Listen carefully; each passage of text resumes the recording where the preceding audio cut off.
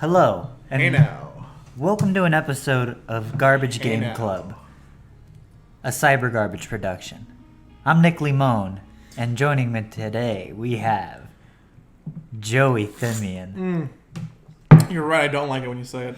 I feel like I don't wanna point this out, but it looks like you don't have your laptop. I don't. I have my notes though. Okay, I'm glad about that. I also just let me. You have a lot of notes. Please let us know if we sound okay. Yeah, Just a quick update. We have someone currently renting our studio, and we didn't want to tear it apart. disturb them again, because Yeah. we did yesterday. We disturbed them yesterday when we made our first episode of Weekly Scoop. Remember the sex noises? Yeah. They were weird. So we wanted to make sure that we can kind of do something. Don't worry, we'll try not to do this often. But I think this is good enough. It won't be able to happen often, because pretty soon we're just gonna move. So there'll be no separation between studios. So there'll be no reason to... No separation between church and state. That's good, because everyone should be taught that evolution isn't real. Pokemon, bad. Yu-Gi-Oh! I was taught that demonic. I wasn't taught that Pokemon was bad. My parents weren't dumb. But the church I went to was definitely like, Pokemon is evil. It's all about evolution. Yu-Gi-Oh! It's all about capturing monsters and entities and Egyptian spirits. Not cool. Your kids should not be listening to it. I don't get it. Why do they care? What do you mean? Because they think they're doing a good thing. I don't know, man. I've never, I guess. Wait, this is gonna completely derail the podcast. No, I mean, we're just warming up here. Yeah. Let me warm up. Let me enjoy my What are we enjoying, Joey? Moscow Mule. Cheers. Thank you. You're welcome. It's the vodka from Kirkland. Costco means it's cheap. I think that's the one from the game. Definitely Kirkland brand. Everything in no. At the Rice Drink Club, you only serve high quality alcohol. Is there a way for Mixer to prevent showing me past streams by default? Yes, DMAX. And if that is the bad option, we can turn that off. I don't know if that's the good or the bad thing. I feel like for VOD watchers, it might be advantageous because you just hop right in. But maybe just having the offline graphics better. I'm curious that Lampoon is watching on both Mixer and Twitch. Thank you for that support. Anyone can do that. Twitch.tv/CyberGarbageTV, Mixer.com/CyberGarbageTV helps us in different ways. So we appreciate anyone who's on any platform. We're trying new things. You might know that CyberGarbage is evolving. We've said it a lot, so some people might be tired of it by now. But I'm going to keep saying it more, so just a warning. Just a warning. Today, we're doing something that is becoming more and more of a staple of our channel, of our company, of our identity, of our lives. Yeah. And that's Garbage Game Club. That's correct. It's our podcast where we take, so you remember there's this lady, she was pretty famous, her name was Oprah. Okay, what does she do? What does So Oprah she do? had this thing called a book club. Basically, so the idea was they'd pick a book and then they'd all read it and they talk about it. It became very popular on TV. So I thought, good idea. But reading, bad, hard, gross. Oprah, old hat. Yeah. That's so Gen X. Yeah. No one likes I'm Oprah. a Gale. I'm an Ellen guy. Okay. I like the dancing. Yeah. I like it when she plays pranks on people. That's really funny. My favorite writer for Ellen DeGeneres is my good friend Rob Fee. Oh yeah, I forget about that. That he's my good friend. No, that he wrote for Ellen. No, never forget that we're good friends, Rob. So, regardless of my distaste for Oprah, Yeah. the format's kind of good. Books kind of lame, but you know what's cool? Video games. Video games are cool. So, Garbage Game Club is when we take a game, we assign this homework, we play the game as homework. Mm-hmm. No PTSD here. I love homework. It's great. My favorite. Yeah. And then we talk about it. We do like a book report. That's right. It's crazy because I used to not like book reports. Really? I love book reports. You liked book reports? Yeah. I liked writing about things that I enjoyed. Even things I didn't enjoy. Oh, everything that we had to do a book report on was bad. I can't tell you a single book in school that I enjoyed. The things they carried. I liked the things they carried. That's about it. Okay. What about Things Fall Apart? I don't think I've ever read Things Fall Apart. I also liked... that makes a lot of sense. what the fuck is the book? Like the Atticus Finch book? You mean To Kill a Mockingbird? Yeah, To Kill a Mockingbird's a good book. Yeah, it's pretty good. Like, there's probably a reason why it's popular. It's pretty solid, I think. I don't know if I can do the same thing with games, though. Like, man, imagine if fucking you're in your freshman year of high school. You're in your English class. You read To Kill a Mockingbird. The teacher's like, you know what? Fuck book number 2. Let's play a game. They're like, man, I really like, maybe let's like deconstruct a Black Mirror episode. Maybe let's deconstruct Blade Runner, a movie. Or what if we just all played Red Strings Club? You know how many people would be happy about that? Probably cheaper than the book. Also, shorter than reading a book. Yeah. I'd be so stoked. Also, would probably be way harder to fake. They should do this in high school. I should be a high school teacher. You'd be a cool high school teacher. I'd be a rad as fuck high school teacher. You'd be the one who sits backwards. They don't get paid enough money. No, they don't, unfortunately. I can never be a high school teacher. One of my coworkers at IGN, he used to be a teacher. It was crazy. I was like, dude, you taught kids? He's like, yeah. It's like, wow, that's weird.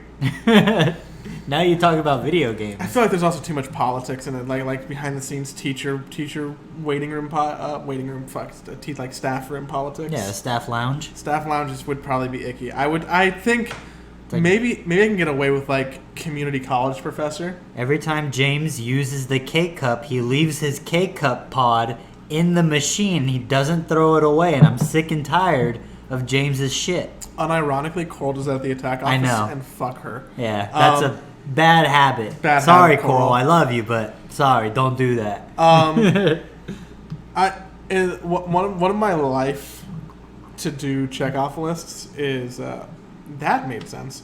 Something on my bucket list is I want to teach a college course, like as an adjunct professor. I feel like that's just fairly, for a semester. Fairly simple. Yeah, but I wouldn't just want to go to a community college. I'd want to be like doing it at like a cool school. You want to go to UCLA? I mean, that would be the ideal, but I would accept other ones. Okay. Berkeley, Yale. I almost became a teacher. I could see that. I think you'd also be like a cool teacher, but I think that a cool teacher is just like a notion of being young also. Yeah. It's like, oh, you're young, you're a cool teacher. You'd have people, you'd like all the girls in class would be like, oh, Nick, oh my God, my teacher's so hot. No time for love. Kids, I'm a teacher and that's inappropriate. You would teach them about love. Yeah, I'll show you how to love. You'd be like, hey, look at this Ariana Grande video. Let's analyze it. But regardless, when people think of classic literature, though, you got To Kill a Mockingbird.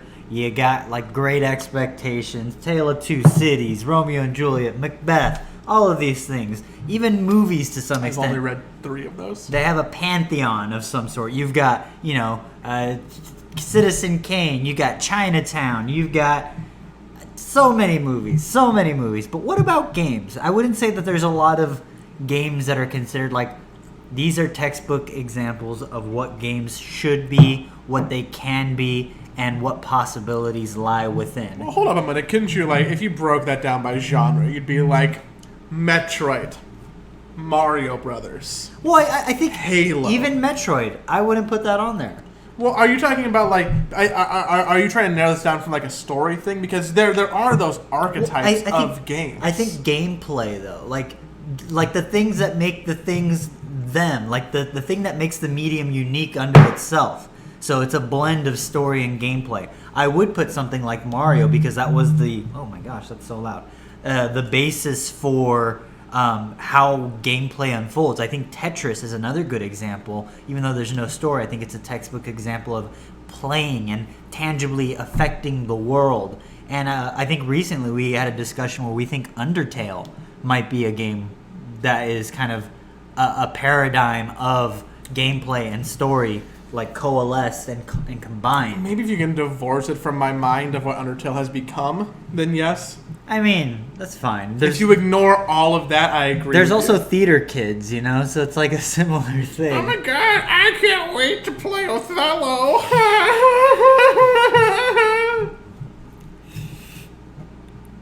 Did you not do Othello in high school? No, Nick, you we didn't. 100% could have / would have been a theater kid. The thought had crossed my mind. Sure. There's a world where your mom's like, son, I don't like it that you play football, and then you're like, well, I'm just gonna dance on stage. I would have been such a good theater kid. I'd be fantastic. I wouldn't have been a good theater kid. Not at all. Dude, I would have made out with so many people. Yeah, everybody. That's what they do. What happens. Also, band kids fuck a lot. That's not true. I saw a study in the fucking God, which school journal was it? I think it was maybe Columbia. What was it was studying like rates of sex between high school students. Oh yeah, California, second lowest state. Really? Yeah. Californians are having the second lowest amount of sex. Number 1, New York. Really? I could see New York. It's hard to get around. What was number 1? That's New York. No, they had the most sex? No. Oh, I don't know. I didn't look at the end of the 50? spectrum. I didn't look at the end of the spectrum. I was just like, oh man, this fits with my notion of like not many people in high school having sex. I can probably count on 2 hands the amount of people in my class who fucked before graduation. I didn't think that anyone in my high school had sex. I was like, why? Why would you have sex with that person? Ugh. Yeah, it's disgusting. But there's totally a world where you could have been a theater kid. Huh? There's totally a world where you could have been a theater kid. Yeah, I think so. I've been doing Othello. I've been on stage and been like, my name is Nick, throw me a rose. In college, I took an intro to acting class. It was pretty fun. Did you zip zap zoop? We played that once, yeah. No, it was cool. I got to do. I got to be a thug in like a 2-man 1-act play. That was fun. And I also wrote and produced a 1-act play that my school actually sold tickets to. If I would have known where my life was going to become, I might have like tried to actively maybe like do more improv or comedy or something in college. I don't know what I would have had at the time. I would have had to like not do other stuff. Like I would have had to not do like as much Dota work or archery work. I worked like 2 jobs throughout college. So it was like full-time student, 2 jobs, and an internship. I'd still argue you never really got the quote college experience. No, I did not. I've never had a college experience. I was a commuter in a mostly everyone stays here campus kind of thing. But I'm glad though. A lot of those people were in a very small bubble, and it was just like, oh. You also kind of went to a bubbly school too. Yeah, no, definitely. But it's interesting. I only did 2 years of like being a normal student. I'm like, man, 4 would have been rad. I feel like I need more development as a human. You need more student debt, more crippling student debt. Oh God, everybody, big structural change, please nullify my student debt. But regardless, going back to the pantheon of like iconic video games. We were talking about that. Video games that you would describe as textbook, like this is a great example of what games are capable of. I'm not going to lie. It might be a little early to say this, and I might just be fresh from just playing the game, but I think I might possibly include the Red Strings Club in there.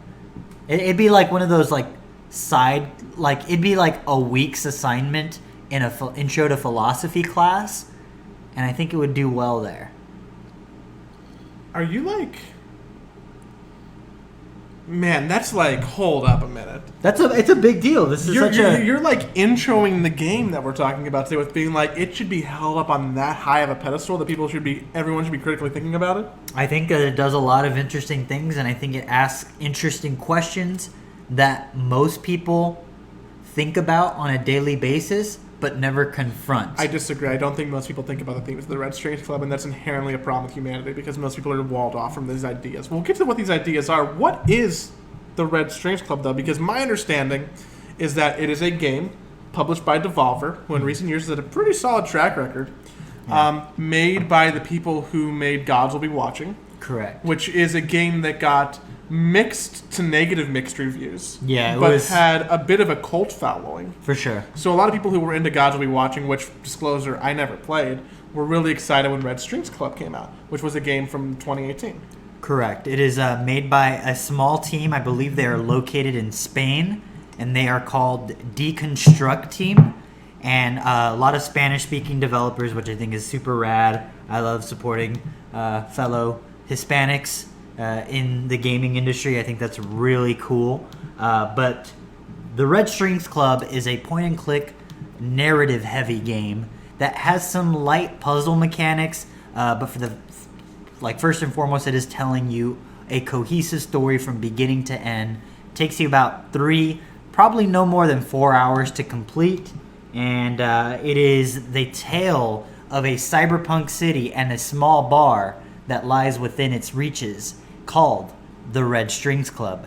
And the thing that's unique about the Red Strings Club is that it is owned and operated by a man named Donovan. And Donovan, being a bartender, gets to rub shoulders with some of the city's finest, shadiest, and most interesting people. Donovan is the black guy. No, that's Brandy. Brandy's the black guy.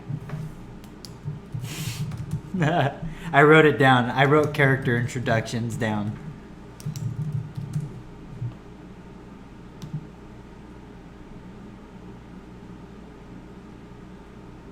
Brandy is the hacker / freelancer that Donovan hires to clean up his bar.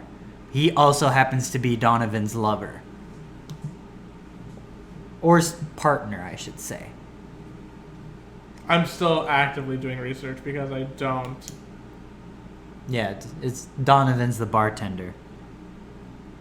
You don't believe me? No. Yeah. So there's Donovan and not Donovan. Donovan and Brandy. Here, we can edit that out. You wanna? You don't have to clap. What? Yeah. No, that's for the edit. The live people can see that, but we definitely gotta pull that. The red. Hold on, we gotta do it again. Second sticks. You just said second sticks. Fuck, Jesus Christ. You're supposed to say second sticks before Third you sticks. clap. There we go. I am a big fan of both Donovan and Brandy's. Yeah. Or Donovan and not Donovan, because I never said Brandy's, Brandice, His name's Brandizzle, Brandy. Brandivin, Brandy. Brandano. Just Brandy is how you would pronounce it. I don't know if that's true because I never said it out loud and in my head it didn't make sense any time, so I just called him Big B. But regardless, the Red Strings Club tells the story of the Red Strings Club, a small bar located in a nondescript cyberpunk city. You know the kind, the one filled with neon lights drenched with rain and slick asphalt. You've seen it in every other piece of media in 2019. But you play as multiple characters throughout the game. There's 3 in particular. You play as the bar owner, Donovan, who his gameplay mechanics revolve around mixing drinks. You have Brandy, his freelance / partner, romantic partner, and he is a freelance hacker, and he really comes into effect later in the game, near the tail end. And then the third character is Akari 184, a android who has lost its way and found itself in the Red Strings Club. Joey, what did you think of the Red Strings Club? I think the Red Strings Club is a game that anyone who likes meta-narratives or interactive visual novels or pieces of work such as Blade Runner and Black Mirror should play, because it is a game that is enjoyably written and short enough to digest. Yeah, I don't know why I was talking like a robot. I am a fan of the Red Strings Club, and it really excites me to be a fan of the Red Strings Club because this is one of the reasons why I love games. There's so... Why is that funny? No, I was looking at your screen. Thanks, Lamp. I Thank you very appreciate much, it. If you're watching on mixer.com/cybergarbagetv, people are putting spark emotions in the chat, which are funny. Or we can just watch on Mixer. But as you were saying... Fuck. Fort sticks. No, don't do it.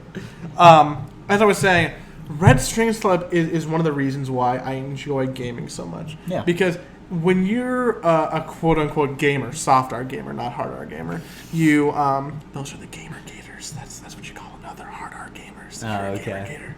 Got it. It's funny. You know, you know about AAA titles. You know about a lot of AA titles. But there are gems that just get lost because so many games get made now.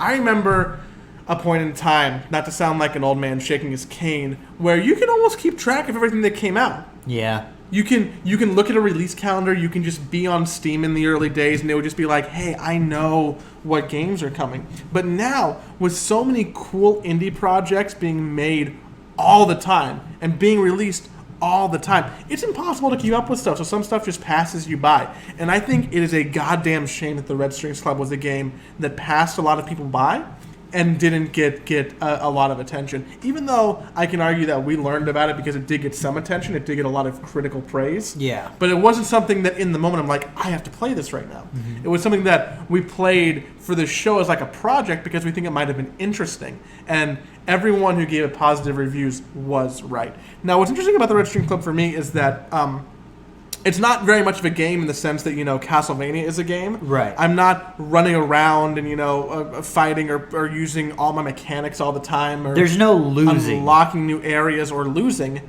It's more like a gamified visual novel. Yeah. It's a visual novel with game elements. It exists somewhere between those two mediums, which is something that I enjoy.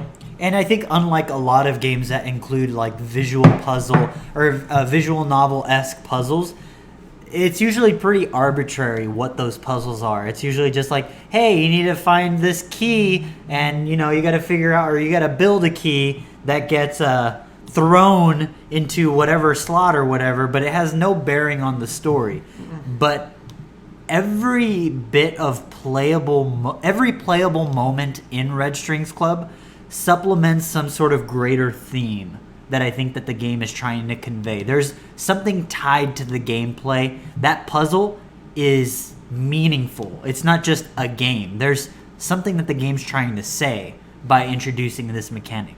And to that, I think it just adds even more as to why I think this game is so special. I think a lot of games like Red Strings Club are pseudo-intellectual in that they will pose some grand philosophical musings and seek to answer them out.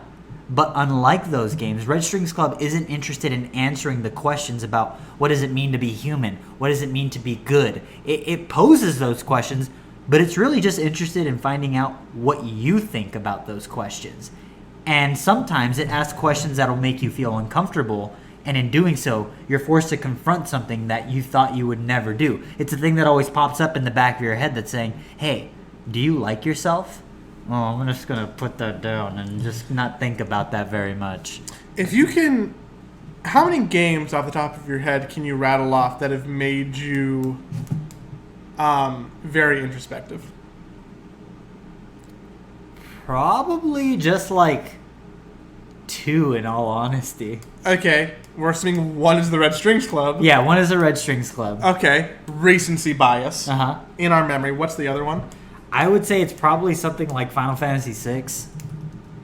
Why? I think it's a combination of just presentation and it felt very much like reading through Les Mis before I got to the age where I was actually assigned to read Les Mis, because I think they share a lot of similarities. And maybe... No, yeah, I think those are the only 2. Truly. And I don't think Final Fantasy VI is some grand written script or anything like that. It's pretty basic as far as like stories go, but I think something about the way it's presented that really forced me to kind of reevaluate the way I looked at entertainment. I can't think of a lot of games that have made me very introspective. I do think that to a more comical degree, I've thought that way about Portal, which isn't a game that I think a lot of people would attribute that to. Yeah. But it's definitely been like, man, are we all just rats and mazes? Man. Like, dude, whoa. Like, almost like I'm on a mushroom trip. Uh-huh. And I definitely did have a moment of introspection that I remember pretty vividly with The Witness. I could see that, yeah. It's like, oh, I'm solving all these puzzles. Like, what is life? What am I doing here? Why am I doing this? What's keeping me going? Yeah. But those are asking me questions about myself. Where Red Strings Club really forces you to look at society. Yeah. And it's interesting to me why the Red Strings Club wasn't heralded more or condemned more as a SJW game. Right. For those of you listening to the podcast, I did giant air quotes with my whole body. Yeah. It's because if I had to pick a game that I feel like would embody and try and project a lot of socially progressive values, Red String Club is towards the top of the list. It's hard to think of other games that are more so like that. Maybe I haven't played them, maybe I don't know about them. But if I had to get a bunch of people who were, by any other term, gamergators in a room and make them play a video game to make them think about something, I'd be like, hey, play the Red Strings Club. Yeah. Because maybe in 1 out of 100 of them, they have an aha moment. They have a little bit of introspection. They think about something in a way they haven't done before. But I mean, I can also see where that goes the complete opposite direction, because Red Strings Club, being a game that does promote, not outwardly promote, but make you think about these progressive values in a not too distant futuristic society, could be, something that people don't want because they enjoy their gaming to be escapism. Yeah, they don't want to think about anything problematic. They just want to have fun. But to those people, I say, well, why are you playing a point-and-click adventure? I don't know, because they have like fond Myst memories. Yeah, I guess. But even Myst try to teach people stuff about themselves. Yeah, and I think that I was being funny but silly. I do think point-and-click adventure games are fun. I think that the thing that have always kind of put me off from point-and-click adventures games is the silence of them. It's just you and the game, and it's often you trying to slam your head against a puzzle, and I think that there's something stoic and heraldic about it, where it's like you're suffering. It's like very Catholic, and it's like, I am suffering in order to pursue the next level of enlightenment to some I would extent. never call the Red Mist Club silent, though, for a couple reasons. No, but I wouldn't say it's preachy, though. I don't think it's preachy. I think it's just comfortable asking you questions. And that's actually one of its core mechanics, its reoccurring core mechanics. So, Red String Club, as a game, Yeah. I would say has 3 main mechanics that aren't like dialogue. And I would break the game up into 3 parts as well. Yes, so the game is a molding with clay simulator, an armchair therapy question and answer simulator, and a telephone operator simulator. Yeah, and That's a very silly way to look at it. I think that none of those descriptions do the actual gameplay mechanics justice. But if you played it, you'd be like, that's kind of accurate. well, I guess we'll just dive into it. Instead of going like scene by scene, because we'd be here all night, I think we could break the game up into 3 chunks. You have the bartending scenarios, which are done and conducted by Donovan, the owner of the aforementioned Red Strings Club. And then you have the, I think the molding / humanity philosophical questions that are conducted in the Akari 184 section of the game. That's pretty early on. And then lastly, you have the hacker / information / misinformation actions that are all done by Brandy, and that's all done via a telephone operator simulator. Mm-hmm. And so let's start off with Donovan, the owner of the Red Strings Club. So, as we said, the Red Strings Club is a bar, and it has gotten a reputation in this nondescript cyberpunk town.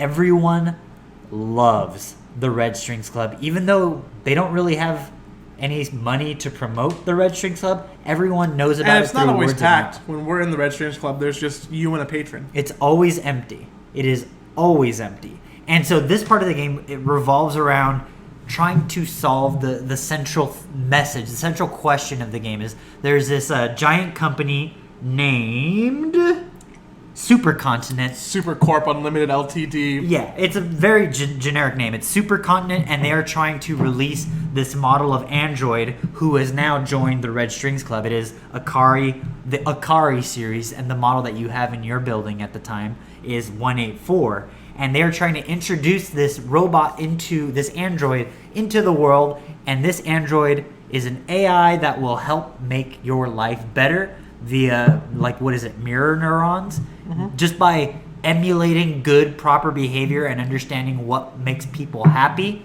You too will feel that way through this very strange experiment that is designed to make it so that humans will never suffer, they will never be depressed, they will never harm one another, and everyone will just be happy. The corporation wants to make everyone happy all the time. It's a corporate mandate that everyone who is affected by this machine will just be happy. And to some extent, that's like, well, I guess I would want everyone to be happy. But there's that part of me that's saying, I don't want a corporation to tell me when I should feel happy. Because fuck capitalism, fuck the system, and fuck corporations. I don't want Jeff Bezos being like, hey, dude, you're happy all the time now. That feels inherently wrong, right? And in order to uncover this mystery, you have to kind of welcome new patrons to the bar. And they all happen to be members either directly of, like they're workers of Supercontinent or adjacently related to Supercontinent. And that's where you undergo the bartending portion of the game.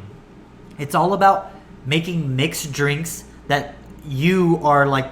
It's all about making mixed drinks to kind of read your client, the person who's ordering a drink, read their mood, read their body language, all done via on-screen cues. You make them a drink in order to get them to talk. If you make the right drink and ask the right question, you'll get the answer you're looking for. And you kind of... The game does something really interesting in that there is a spirit that is guiding Donovan's hands in the Red Strings Club. A great pun. Yeah, right. You are literally controlling the strings in the Red Strings Club. Also, it's a spirit that controls your spirits. Yes, that's very cute too. And so you are, of course, that spirit who has this almost otherworldly insight into the demeanor of these bar patrons. And in doing so, you meet different personalities. You meet a corporate lawyer. You meet an engineer. You meet a scientist / father. And you meet I think a PR person. Mm-hmm. And I think one of the people that stood out to me the most was the PR person. Her name is Diana Mai. No. It's I wrote her name down. Larissa Robillard. And she's like this party goer like lush, who is also like hitting on Donovan the entire time. But also the head of PR at this company. Yeah. And her main objective is trying to market this new system that'll make everyone happy. And so over the course of the game, you're trying to figure out why this company is doing it and if it is harmful. And after every single one of these interactions, your new robot friend, Akari 184, asks you a series of 10 questions about the interaction you just had with a bar patron. If you get at least 6 out of 10 of the questions right... I think it's 7. Is it 7? If you get at least 7 out of 10 of the questions right, you're rewarded with a new bartending mechanic. And I had a hard time figuring out if the game was being honest with me, if I was actually answering the questions correctly, or if the game wants me to think I am. There are correct and incorrect answers to all the questions. It is a true quiz. Got it. And so the first time you get them all correct, you can get a Forget Me pill, which is basically a weird roofie, which I felt really uncomfortable getting. But basically, it can reset all of the options and make the bar patron think that they're sitting at the bar for the first time. So if you messed up and asked the wrong question with the wrong drink, you can try again. Yes. But you only get one. I actually failed the second interview, the second series of questions. Failed the second interview? Yeah, I missed it by one. Oh, man. So you do, I think, like 3 or 4 interviews in the game. Yeah. I got them all like 9 or 10.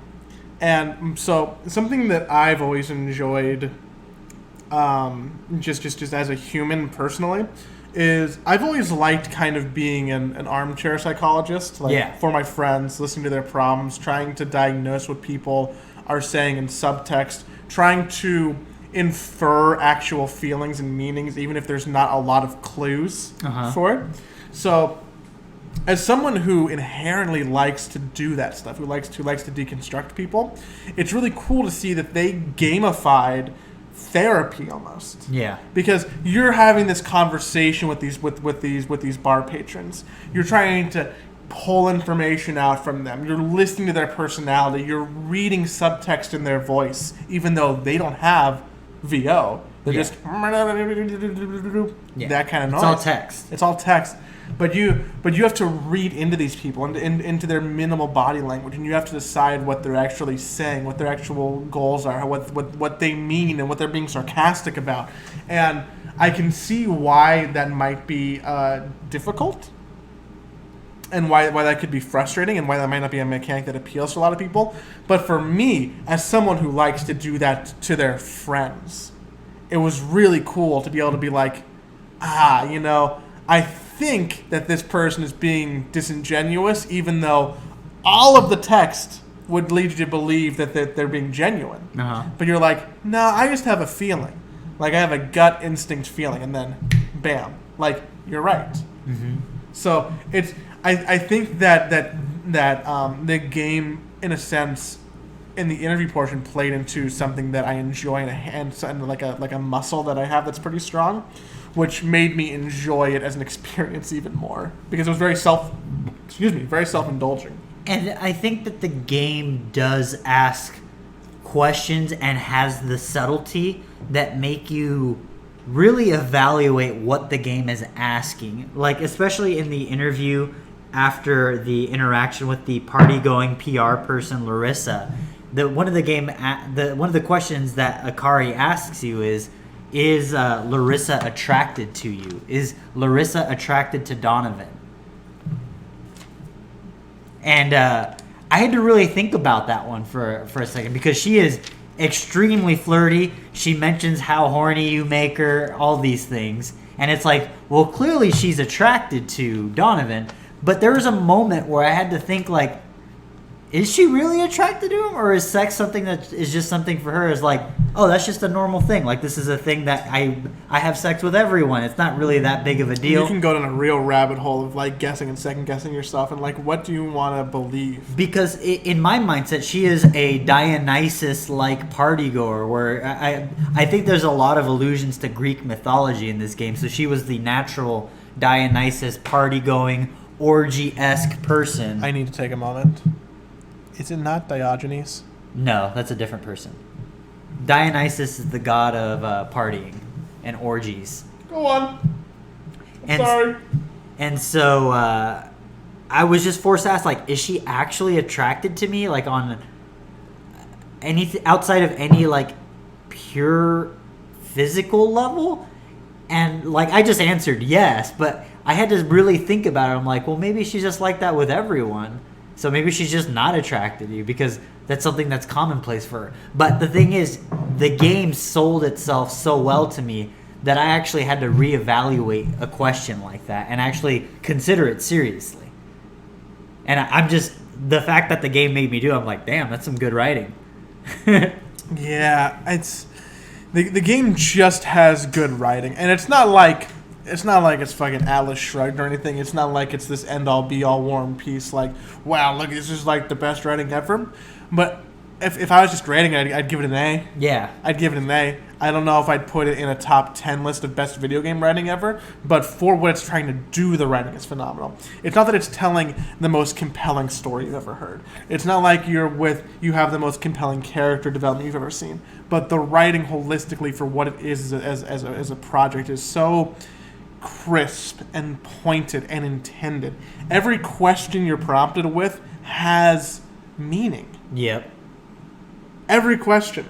And every interaction is trying to, like, pull at a little bit of a different piece of psychology. It even, it's even brought up stuff. I would identify as someone who is, socially progressive. I would call myself woke in like an unironic like stance, because I think that I spend a lot of time to try and like learn this stuff. But even then, there's stuff that I feel like the Red Strings Club was like teaching me or making me think about. There's a character who said something to the effect of like, "Oh, instincts don't really exist. Instincts are just like your brain processing so much stuff that you can't comprehend what it actually all processed. So you can't show your work. You just know the answer, and that's an instinct." And I'm like, "Whoa, dude! Whoa, man, that was deep." Like the game had some like unironic "whoa, dude" moments like that for me. Yeah, I think it just feels like you're talking to a friend to some extent, and you're just having a clever conversation, and you're kind of relishing in that fact. But before we move on from Donovan, I just wanted to talk a little bit about. Don't tap. I think it's picking up on the mic. One of my favorite interactions in the game that I think is optional, and it's if you answered the third interview series of questions, you get presented with an interaction with a very special bar patron. Mm-hmm. And it is a young, early 20s punk who comes into the bar and effectively is robbing you to some extent. Yeah. There's a gun. He points a gun in your face and says, "Hey, we're going to play Russian roulette. If I can guess your..." It's like a weird series of back and forth about trying to guess each other's ages, but ultimately it turns into a game of chicken where he points a gun, tells you, "Let's play Russian roulette. You can stop at any time, but if you don't, if you manage to best me in this game, I will do whatever you want. I'm an ace hacker, and I can get you what you..." No, I'm an ace torturer. That's what he is. He tortures people for a living. That's what he says, at least. And so he points a gun to you and says, "Hey, I'm about to pull the trigger. Do you want to stop?" And I found myself just saying yes. And I had to think about it multiple times. I'm like, should I say no? Because Akari, up to this point, is an android, and she knows everything. She knows everything. She knows how people are feeling, when they're lying, that sort of thing. And there's points throughout the confrontation after several rounds. She's like, "Donovan, you should absolutely stop what you're doing now. Do not continue playing this game of Russian roulette."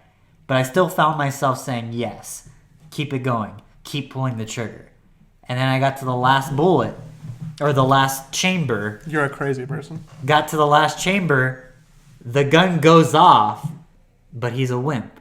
He pointed away from Donovan's head at the last second and pulls the trigger. There was actually a bullet in there. He gets freaked out, and he's like, "What do you want me to do?" And I just told him to beat it.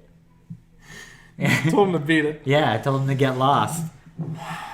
But what about you? Did you have that interaction? I did have that interaction. I just didn't play Russian roulette. You didn't play Russian roulette at all? Fuck no.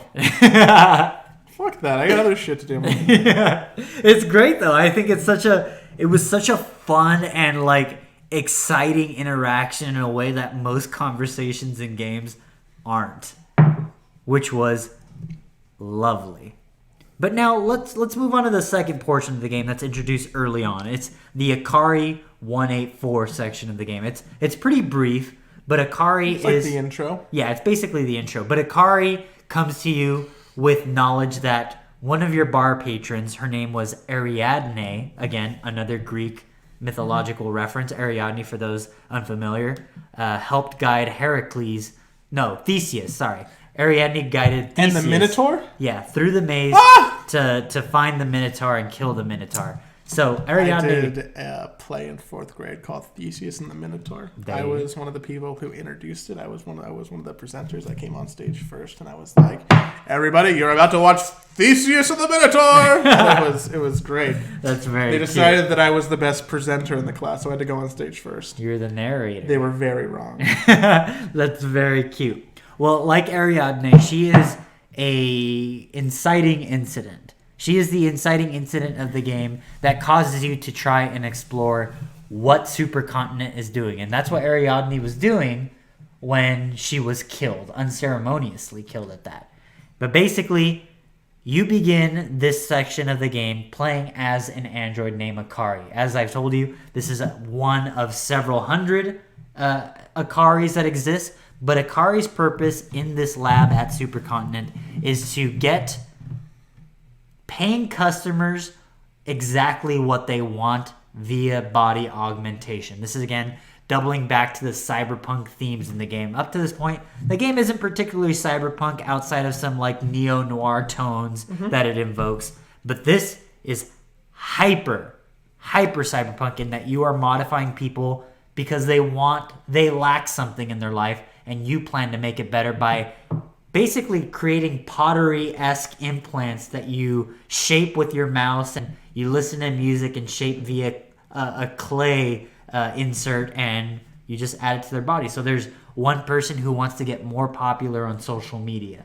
So you have the ability to craft a device that makes him more personable, more likable, More charismatic. Or you can craft a device where suddenly they don't give a fuck about social status. They just lose all interest in social interaction. And then you're presented with the choice there of, do I give this person what they want, or do I give this person what might make them better by not caring about this anymore?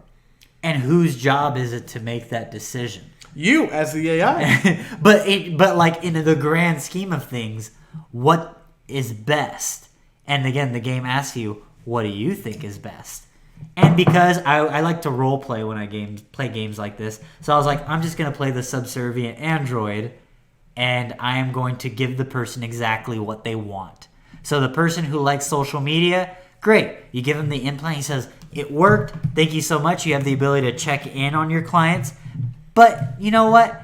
I'm really not as happy anymore because I'm getting so much attention. So, like, I wish there was a way I could feel a little bit more happy. And so you can basically do this series of events where you're just like, okay, I'm going to give you this implant now. Okay, you're still not satisfied. I'm going to give you this implant now. And then ultimately, you end up creating the thing that's like, oh, so you want social media fame? What if you just didn't care about social media anymore? You give them that, and then it's done. So it's like, you are going to get to that end one way or the other. But it really is just a showcase of human folly in that people often think they want one thing, which leads to something else.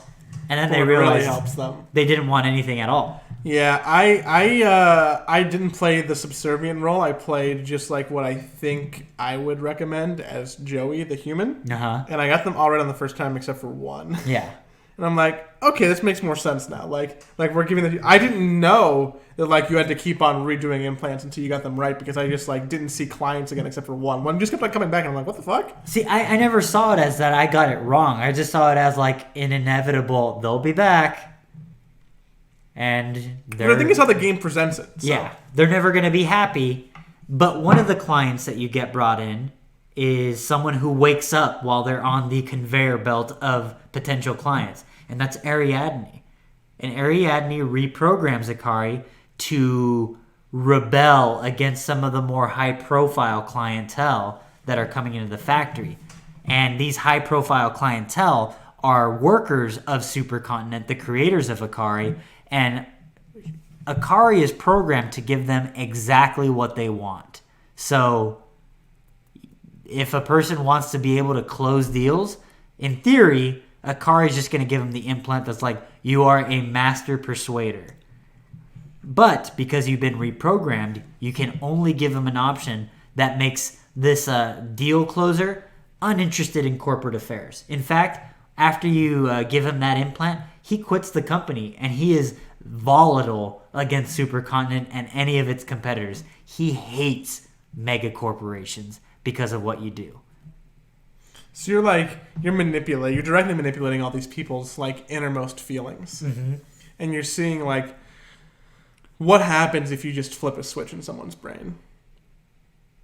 Yeah, and are they better for it?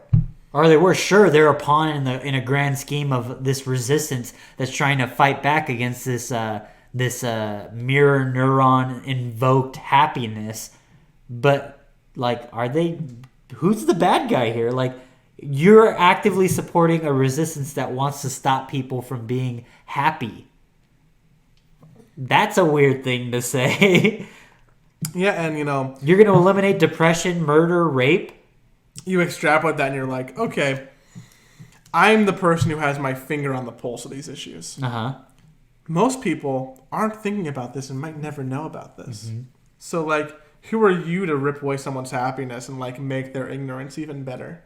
Because you think it's wrong for corporations to do this? And that's... It brings up very interesting debates of, you know, what is moral and immoral. Would you get rid of rape and murder? And the game directly asks you that question when, going back to Donovan, Akari asks you, the final interaction that you have, the final quiz with Akari you have, is her saying, hey, if you guys actually succeed and you reprogram me and want to invoke this thing, if this thing has to happen, I want it to be from someone I trust. And she trusts Donovan. And in doing so, she trusts you. So she asks you, hey, I will let you program the guidelines for this mirror neuron invoked malaise that's going to spread over the nation. Do you want people to ever feel depressed? Ever? And you get prompted, no, people should never be depressed. You should stop depression if they've been depressed for more than 3 months. Or, no, you can let depression continue. And I said, let people be depressed. I said, give people 3 months. Give them 3 months. You're such a middle ground person. Well, Nick. no, at a certain point, my thinking is like, it's something that is a mental illness at that point. And what do we do with illnesses? Tell me about it. What do we do with mental illnesses? We treat them with drugs. And to some extent, this is a drug. So, great. Cool. That's fine. You know, my ideals aligned with this mega multi-trillion-dollar company. Totally fine. And then the game starts to ask you other questions, and you start trying to convince yourself, like, yeah, you know, maybe the next question I'm going to be a little less lenient on, because you know what? I'm not like that company. And then Akari asks you, do you think people should be murdered? Well, you know, I don't think anyone should be murdered. Okay, next question for sure. I'm going to be a hard ass on. Do you think women should get raped? Do you think... should I eliminate the ability for women to be raped? And you're just like, well, no. You know, like, I don't think women should get raped. So, okay, maybe don't do that. And you get presented with a lot of these questions that have some pretty basic-ass answers of like, yeah, you shouldn't do this. This is not a thing that should happen regularly. And if you have the ability to stop it, why wouldn't you? And so if you answer it that way, Akari just asks you, well... cool, thank you for answering, but your answers aligned with everything our company wants to do. You're a hypocrite. So what's the issue here? Why is it that you feel upset when a company wants to do it, but not when Amazon bad, Google bad, Apple bad. Why is it fine? Why is it only okay if I want everything to be fine and dandy, but if Amazon wants it, then it's uncomfortable? And so it's just like, oh, I don't know the answer to that. I guess it's because I just don't like the idea of someone else controlling my mental state. But then again, who am I to do that for others? So, like, questions like that, interviews like that, like, it's so good. And before we move on from Akari, back to Akari, there's some stuff that, like, you could just... the game could have boiled down this implant selection process into you basically, like, cross-referencing, like, oh, you choose this implant for this person, you drag it over and do that. But the game purposefully makes you mold these implants.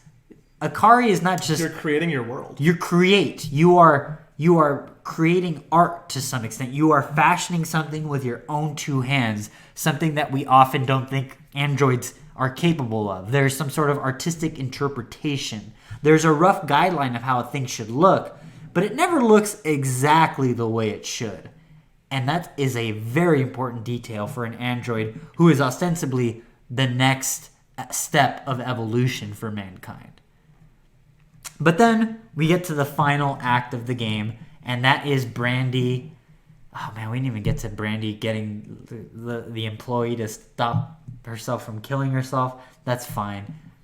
The game plays in like 3 major acts, and each one has like a big break in between all of them. That kind of is a really like emotional. Feels like it doesn't properly distill what it is, but like you're always seeing yourself in different scenes with different effects. So you are putting implants into people making choices. You are interviewing people and trying to discern their psyche. You are trying to save people from jumping off a bridge. If you made that choice earlier in the game, there is Red Strings Club. Ultimately, something we haven't even touched on because we're talking about the mechanics and like the story. What to make you think about is Red Strings is a good example of choices in games and branching paths. Yeah. Because really, there isn't a story here. It is a create your own adventure. While most stories end up towards the same path at the end, they funnel back together. It doesn't do it in like a Mass Effect sense that feels bad.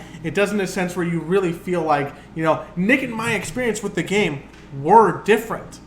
We passed different quizzes. We got people off the bridge who did not kill themselves. We did different things at the end of the game. Like there is so much to be said for replay value, even if you don't want to do it, because the game incorporates so many different paths you can travel. And just to round things off, we meet up again with Brandy, who now has the information necessary to infiltrate Supercontinent and basically sit at a worker's desk and start making phone calls. And again, we're evoking the cyberpunk tones and themes. Feet up on the desk, Brandy, chilling in office. He's a hacker, and he has the ability to disguise his voice as other employees. And be a social hacker. Oh, yeah. Yeah, I like that. Whoa, man! Nick just had a whoa moment. No, because I would describe the last section of the game as social engineering. Yeah, that's what completely agree. It is. It is a social engineering game in a sense that I haven't really played before. It's a puzzle game in the sense where you have to talk to certain people in certain orders. You're not getting punished, but you have to figure out like who you have to talk to using whose voice to pretend you're someone else to get the information you need to progress forward. And there's multiple different ways to do it, which makes it a fun social engineering puzzle. And unlike a lot of games where there's a right answer and wrong answer, I found myself just wanting to explore every option because I wanted to see how someone at corporate would have reacted if I called using this person's voice, this employee's voice. Well, how about this employee's voice? And over the course of maybe like an hour's worth of gameplay of corporate espionage and infiltration, you learn a lot about the things that go on behind the scenes at Supercontinent. Yeah. For some reason, one person's password to their computer is the dead name of Larissa Robillard, who is the PR person. Through this revelation, you find out that she is actually a trans woman. And for some reason, this boss of hers wants to use her old name as a password as if it's some sort of museum piece, which I think is like interesting on a number of levels. But aside from that, you have, you find out who's attracted to who in the office. You find out who's had a fling with who in the office. And ultimately, it boils down to Brandy uncovering the raw code to manipulate Akari and basically do what they want with the Akari mirror neuron system thing. So ultimately you get the option of, should we allow this to persist or not? Yes. But after a very fun and engaging end of game puzzle, I cannot promote highly enough how much fun it is to play this end segment. Yeah, it's really good. But there's a point where you actually there's a thread throughout the game where you're trying to figure out who the new CEO of this company is. Maybe a string. Yeah, you're another string. And you're trying to find the CEO of this company, and near the very end of the game, the CEO gives you a call, and you are presented with a choice. You picked up the phone. I didn't. I picked it up and hung up on her. You picked up the phone? Yeah, and I hung up on her. Go on. Yeah, and it was just like, this seems like the most appropriate thing that my character of Brandy would do. He would pick up the phone and with a smile on his face, slam it down because he's already won. Or at least he thinks he's already won.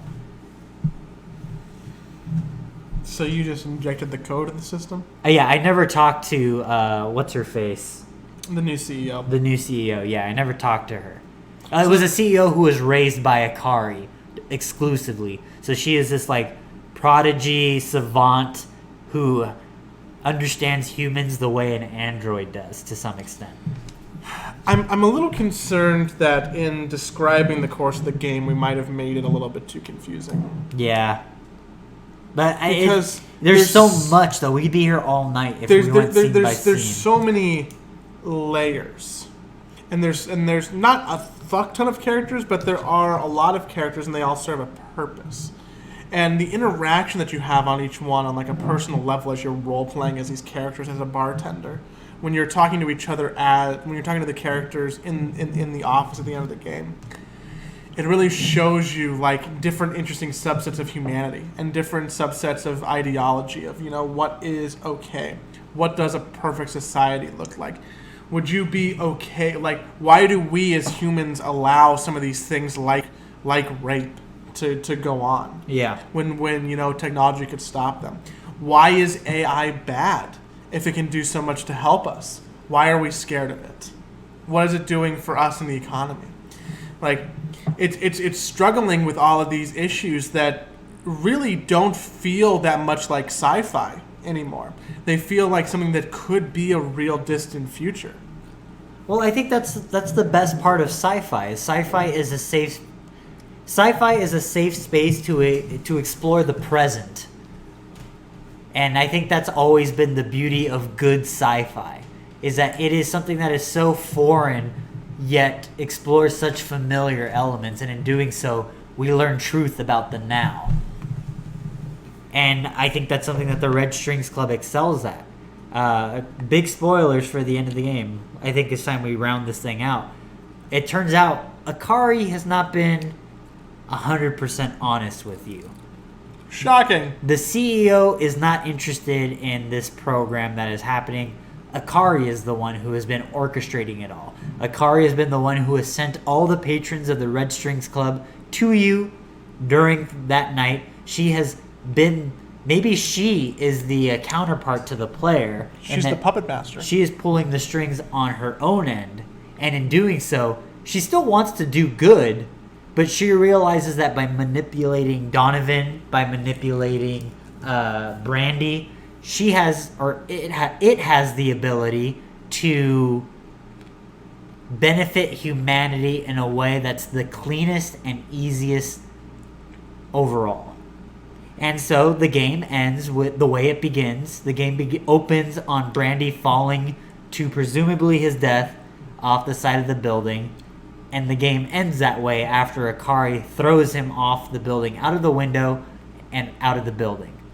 And in your final moments, Brandy calls Donovan, his romantic partner, and they have a short exchange. Which is unclear in that moment. You kind of really learn the extent of the relationship at the end of the game. They definitely have like a slightly romantic. I think this game... It's playful, but it could be easily mistaken as like, you know, like, hey Nick, you want to go back and cuddle? Yeah. It can be Very easily true. mistaken like that. It doesn't hit you over the head with like, oh, we're very queer friendly, blah blah blah. Like, it is super queer friendly, which is great. The whole game is queer friendly. It's all inclusive, which is lovely, but it never hits you over the head where it's like, okay, we get it, they're gay or they're lesbian or whatever. It's just like, hey, people are just attracted to each other. They have different levels of relationships the way, you know, real people do. And sometimes things are a little bit unclear because sometimes relationships are kind of strange. But regardless, as Brandy is falling to his death, we get a flashback to one of Brandy and Donovan's final moments together. It's the rooftop of the Red Strings Club overlooking a morning scene, a rare morning scene on this cyberpunk city. It's not raining. It's oddly bright and sunny and optimistic and happy. And I forget who asks who, but the game poses you with one final question of like, what is it? I don't even remember the prompt. I just remember some of the answers, where it asks you the most uncomfortable questions about like why you're doing what you do. What is it that you think is the problem with humanity? Do you remember what that final question is? No. I don't. I just remember it being a very difficult question. I think it's something we should look up because I think it's one that the game. It's easy for a game to ask you a difficult question and like, oh, that's kind of fucked up for you to ask me that question, game. Why would you do that? But unlike other games, this one earned the right to ask that question. What is it? We're looking it up right now. I gotta look it up. You have to cut the second sticks. What is the final question asked? Oh, it's the second to last question, actually. I'm going to just look it up on YouTube. Sorry, guys. This is not going to be interesting to watch, but we have to get this one.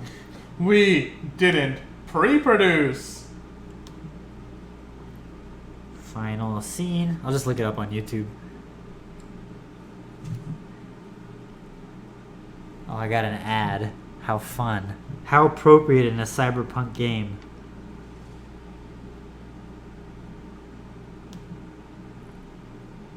Oh, yeah, it's like the morning's rising. And 2 seconds. What would you say is the most important thing to be happy in life? Oh, that's not the question it asked me. What? Yeah. That's the question it asked me. It asked me one of the questions. I don't even remember the question, but one of the answers was, I don't really like myself very much. And I was just like, ooh, that's a crazy question. Oh, God, this is yeesh. It's getting hot in here. So, yeah, I didn't ask me this question. Interesting. So there's even different options at the very end of the game depending on what you're doing. Yeah.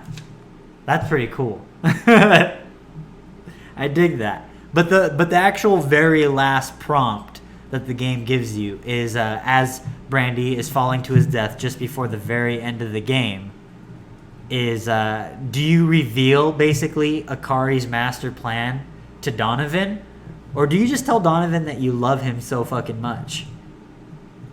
What did you choose? Oh, I revealed the master plan. I chose that I love him so much. You're so much more romantic than I am. Well, that's just inherently true. The way I thought about it was like, it doesn't matter what I answer right now because ultimately, Donovan will never find out. He will never get the full extent of what happened and what it means. Oh, you're giving him purpose and drive and meaning. Yeah, so... Love is dead. What is a more meaningful final act? To reveal some arbitrary plan that doesn't ultimately matter in the end because by revealing love, you're just causing forever pain. Everyone will be happy. You're just causing pain. But in causing pain, you leave a lasting memory. You're just causing pain. So yeah, I told him that I love him. And then the final moment of the game is after Brandy has died, you're presented with the bartending minigame one last time, and you are presented with a couple of the drinks, and of course, the forget-me-not. And once you drop the forget-me-not into the drink, or the forget-me-now, and you go to pick it up to drink it, the game prompts you to start over again. And so you in the world of the game. Great idea. Give yourself self-induced amnesia to experience the game, which is just, is perfect. What a good ass way to end a game. Oh, Red Strings Club is fantastic. We did not dive into the nuances of the game as much as I wanted to. There's a whole interaction with an allegory for death. Oh, it's really good. The game has a lot to explore. We talked about a lot of things. We probably talked about too much. I'm scared that we did this episode poorly and we were confusing. So no. I would just like to, if you made it here, maybe apologize. Because there is so much to unpack here. This is more than other games we've played, like a literary experience, because it's more like a book or a graphic novel than a game in a lot of senses. And you can unpack it because it's worthy of it. So if you're someone, I would say, if you can tolerate, at minimum tolerate, a point-and-click style game, let alone if you like it. And if you're someone who is interested in a sci-fi existential narrative, it's a crime to yourself if you don't play this game. Yeah, it is. I think the highest honor that I can give in a Garbage Game Club, it is 2 firm thumbs up. It is just something that I think should be experienced by all. It is pretty cheap on Steam. Just do yourself a favor and pick up the Red Strings Club. You can get it on Switch. You can get. Is it on Switch? Yeah. Wow. It's on Switch. There's some controls that can be a little bit wonky. Some of the gameplay mechanics as a game can be a little silly, but like this game is worth it for the thought experiment, for the environment, for the music, for the dialogue, for the writing. So you should pick up Red Strings Club. Yeah. I can't recommend it enough.